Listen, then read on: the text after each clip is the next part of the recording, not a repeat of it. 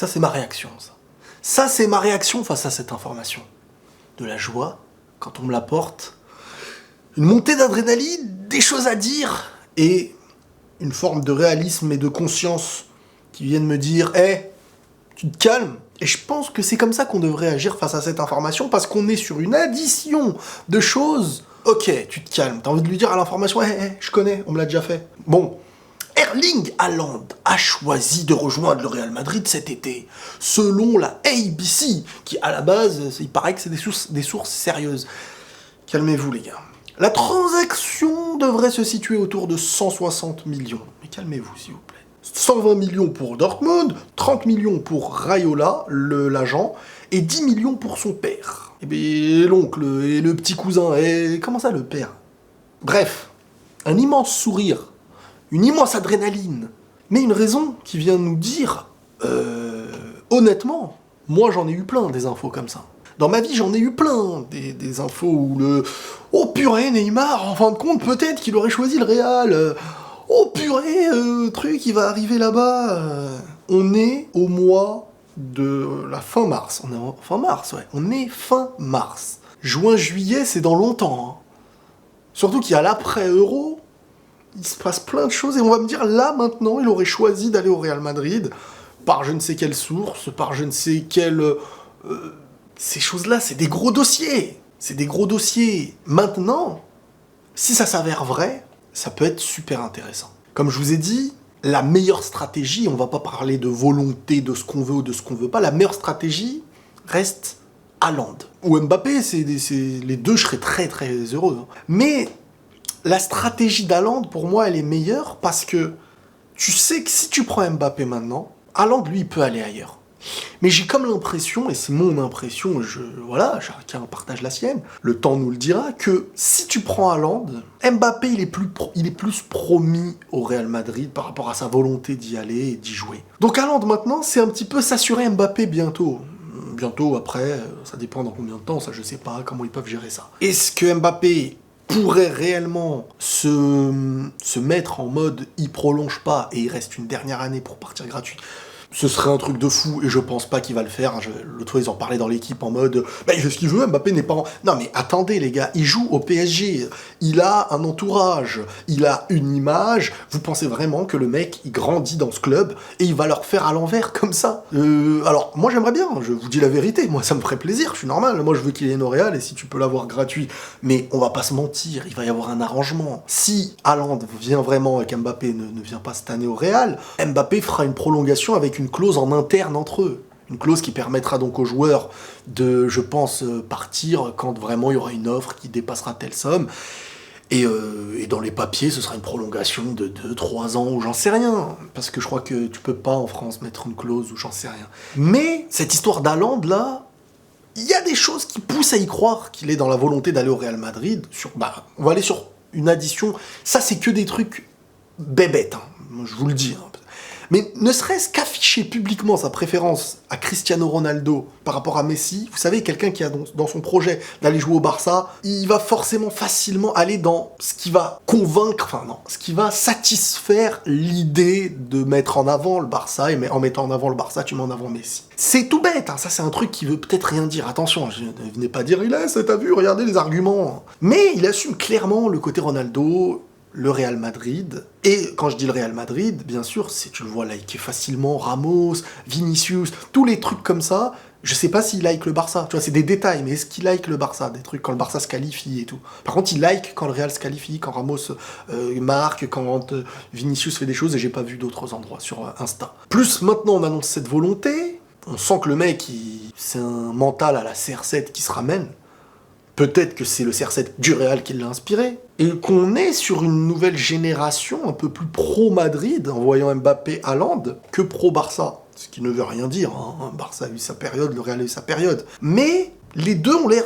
Alors ça ne fera pas plaisir, parce que je sais que le Barça, la Porta et tout, actuellement, on essaye de préparer quelque chose pour Haaland ou Mbappé. Mais j'ai pas du tout l'impression qu'Mbappé a pour projet d'aller au Barça. Et même si ça, on a du mal à l'entendre, pour moi, Haaland n'a pas le style qui convient au Barça, en fait. Haaland, c'est un attaquant qui va cavaler, qui va aller à gauche, à droite, tag, il y aura des centres sur sa tête, des jeux en contre. Le Barça, c'est un jeu, chacun est à son endroit, dans sa zone, et tu joues sur une possession de balle. Un attaquant qui va attendre, le ballon, il va tourner autour des zones. C'est un autre système de foot. Je ne vois pas Haaland dans ce système-là. Haaland qui vient, qui va participer au jeu, qui fait une passe et qui repart tranquille, sans faire d'appel en profondeur et tout. C'est pas le jeu du Barça, ça. C'est pas le jeu du Barça. Alors, moi, je n'y crois pas pour un Haaland au Barça. J'y ai jamais cru. Et pareil pour Mbappé. Ce qui ne veut pas dire que j'imagine que tous les joueurs iront au Real. Non, c'est juste que, c'est ce qui se rapproche, et c'est ce que je pense en tout cas.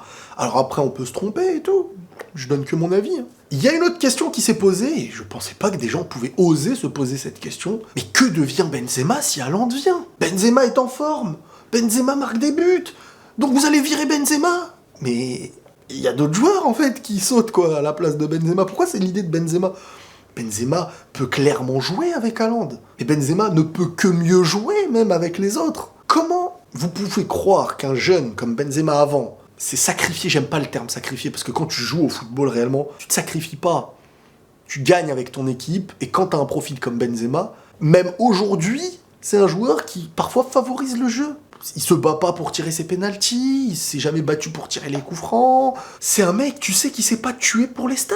Il le dit lui-même, et pourtant il a des stats. Surtout en Ligue des Champions. Mais jouer avec Haaland, c'est ce qu'il y a de mieux pour lui. Ça va lui libérer des espaces. Il est de plus en plus intelligent dans son football, et il a grandi cette intelligence en jouant avec des joueurs qui sont plus bénéfiques dans l'idée de marquer des buts. Tu lui mets un attaquant comme Haaland, il n'y a rien de mieux pour lui. Il est même mieux que Benzema puisse être celui qui marque moins qu'un autre qui est là pour marquer, que tu recrutes quelqu'un d'un profil plus constructeur en attaque, qui n'est pas là pour marquer, et qu'on compte sur Benzema, parce que son point fort de base, Benzema. Je suis désolé, Benzema, il met des excellents buts, il a un talent hors norme, surtout actuellement, il est monstrueux, c'est lui qui tient les buts et tout. Mais Benzema, pour moi, il sera jamais aussi fort, même s'il met moins de buts, que quand il apporte l'intelligence à des attaquants qui ont besoin de ça. Cristiano, quand il jouait avec Rooney, il avait un peu ce profil-là. Et quand il joue avec Benzema, c'est pareil. Haaland, tu le ramènes à côté de Benzema, il va libérer les espaces, il va combiner, il va lui apporter ce qu'il faut, il va avoir du timing, il va aller plus au cœur du jeu avec un attaquant qui, lui, va toujours cavaler partout, quoi. C'est ce qu'il y a de mieux pour Benzema. C'est pas du sacrifice en mode « Oh, j'arrête de jouer au football », c'est au contraire, Benzema, il a envie de jouer avec des grands. Vous pensez que Benzema, il veut finir sa carrière en étant le seul à dépasser 20 buts, et derrière, c'est Casemiro et Ramos les buteurs? Il y a des gens vraiment qui se disent, Benzema, il veut que ça reste comme ça, et au final, la Ligue des Champions ne sera presque plus jouable, mais il a ses stats individuelles. Il a plus de chances, individuellement, d'avoir des stats individuelles en passeur et en buteur, avec des grands joueurs à côté, qui vont perturber plus les défenses aussi. Et Benzema, je pense que dans sa psychologie, et ça se voit dans son jeu depuis des années, il réussit ses matchs, et il réussit individuellement quand ça réussit collectivement grâce à ce qu'il va apporter sur le terrain. S'il aimait autant ses stats, et qu'il pensait que à ses stats, et qu'il ne voulait pas d'autres attaquants, il resterait dans la pointe, il viendrait pas chercher le ballon dans les touches pour construire, Il aime le football, et ça se voit. Donc tu lui ramènes un Haaland, c'est parfait. C'est lui ramener un baby Cristiano aujourd'hui. Et c'est à quel moment que Benzema il s'est le plus épanoui? Dans son reportage, c'est à quel moment qu'il dit on avait la plus belle équipe. C'est quand il jouait avec Ozil, Bale, Cristiano. Ce qu'il veut, lui, c'est de jouer avec des grands joueurs. Et il va pas sauter. Il y a plein de joueurs qui peuvent sauter encore. Hein. Et tu peux faire beaucoup de compos, mais ça, ils vont travailler là-dessus. C'est parfait, en fait. C'est parfait si ça se fait. Mais je vous le dis et je vous le redis. Hein. À chaque fois qu'on évoque tout ça, si en fin de saison, qu'au mercato, il y en a aucun qui se ramène... Je vous dis, celle-là, elle va partir à un moment donné. Ah, vous pourrez pas la retenir. Hein. La paix sur vous ou pas la paix sur vous, elle viendra avec la paix, même s'il faut. Donc attention. Bref, Haaland, c'est s'assurer un attaquant pendant de longues années, c'est s'assurer à être compétitif, même si bien sûr il y a d'autres éléments à combler. Sauf que pour moi, le premier élément aujourd'hui, c'est assurer des buts en plus, assurer un gros danger offensif, assurer des appels, assurer des buts dans toutes sortes de constructions possibles, sur des centres, sur des balles en profondeur. Haaland aujourd'hui, il se procure des occasions, sur des occasions qui n'en sont pas pour un attaquant normal. Une ouverture devient une occasion parce qu'il a fait un appel hors norme, parce qu'il est physiquement hors norme, des frappes que 97 personnes n'auraient pas osé, et 99 personnes n'auraient pas osé, il va l'oser, elle va rentrer, ça. C'est ça qu'on appelle changer des matchs. C'est d'une chose qui à la base reste basique, n'est pas une occasion énorme, il va transformer la situation en une occasion, en un but. Et ça, c'était le côté Ronaldo. Sur un centre banal, boum, il saute, il retourne en lucarne, en Ligue des Champions, le mental. Un mec qui tac, tac, tac, 80e minute, tu lances un appel de fou, tu te dis voilà, et t'as les joueurs au milieu pour faire la diff.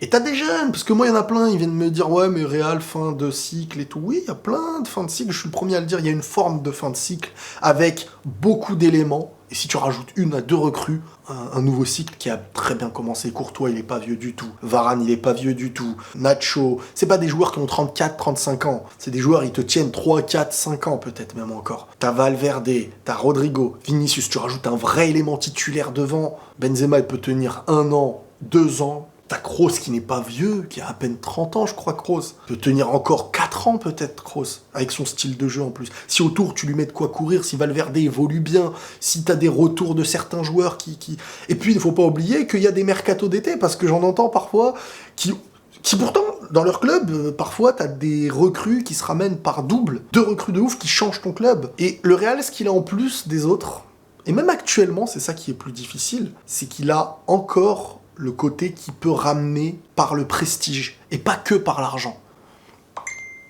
Mais c'est le Real Madrid. Hein. Donc voilà à peu près ce que j'avais envie de dire par rapport à Erling Haaland, si vraiment il vient et que sa volonté est réelle de venir au Real Madrid. Par contre, les délires de « il va venir, on va donner tel joueur, ça marche pas ça. Ça marche pas ça. Vends, si tu veux, prends de l'argent et donne-leur de l'argent. Parce que j'ai jamais vu vraiment un transfert en mode « vous nous donnez lui, on fait du troc, on vous donne 2 joueurs ».